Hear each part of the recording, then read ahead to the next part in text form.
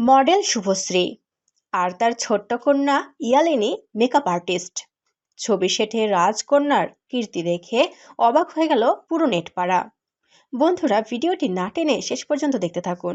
আর একটি বিশেষ অনুরোধ, দয়া করে আমাদের চ্যানেলটিকে সাবস্ক্রাইব করে পাশের বেল আইকনটিতে ক্লিক দিয়ে রাখুন, যাতে সব ধরনের আপডেট খবর সবার আগে আপনি পেয়ে যান।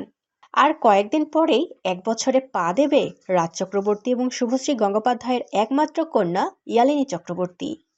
2023 সালে নভেম্বরে এসেছে ছোট্ট রাজকন্যে। তাকে নিয়েই দিনের অর্ধেকটা কেটে যায় তাদের। 2020 সালের সেপ্টেম্বরে জন্ম হয় রাজ শুভশ্রীর প্রথম সন্তান ইউভানের। চলতি বছরের সেপ্টেম্বরে 4 বছরে পা দিয়েছে ইউভান। এক ছেলে আর এক মেয়েকে নিয়ে রীতিমতো ব্যস্ততায় সময় কাটে নায়িকা এবং পরিচালকের। তবে ব্যক্তিগত জীবনে যতটাই ব্যস্ততা থাকুক না কেন, পেশাদার জীবনে বিন্দুমাত্র খামতি রাখেন না তারা। তাই তো মেয়েকে নিয়েই সেটাই হাজির হলেন নায়িকা। একগুচ্ছ ছবি পোস্ট করেছেন এই অভিনেত্রী, যেখানে দেখা যাচ্ছে মেকআপ করতে বসেছে এই নায়িকা। রূপটান শিল্পী সোমনাথ কুণ্ডু মেকআপ করছিলেন নায়িকার। মেকআপের তুলি কেড়ে নিল নায়িকার একরত্তি কন্যে। নিজেই মায়ের মুখে মেকআপ করতে শুরু করলো খুদে ইয়ালিনী। আর মা শুভশ্রী বসে বসে উপভোগ করলেন মেয়ের সঙ্গে কাটানো সেই মিষ্টি মুহূর্ত। নায়িকার ছবি ভরে গিয়েছে ভালোবাসার মন্তব্যে।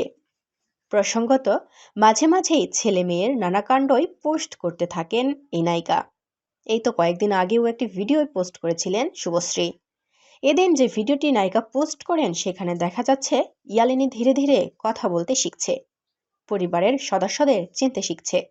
ভিডিওয় শোনা যাচ্ছে শুভশ্রী বলছেন, বলো দাদা। মায়ের কথা শুনে লক্ষ্মী মেয়ের মতো দাদার কাছে এগিয়ে গিয়ে সঙ্গে সঙ্গে আদুরে ভাবে বলছে, দাদা দাদা। মেয়ের কাণ্ড দেখে হেসে পাগল এই নায়িকা। বোনকেও আদরে ভরিয়ে দিচ্ছে ছোট্ট ইভান। ভাই বোনের যে বন্ধুত্ব জমে ক্ষীর, তা বেশ বোঝাই গেল সেই ভিডিওতে। 30 নভেম্বর 1 বছরে পা দেবে ইয়ালিনী।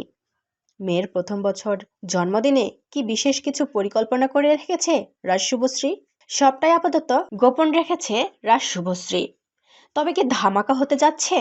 বন্ধুরা, এ সম্পর্কিত সর্বশেষ আপডেট সবার আগে পেতে হলে আমাদের চ্যানেলটিকে সাবস্ক্রাইব করে পাশের বেল আইকনটিতে ক্লিক দিয়ে রাখুন। এতক্ষণ সাথে থাকার জন্য ধন্যবাদ।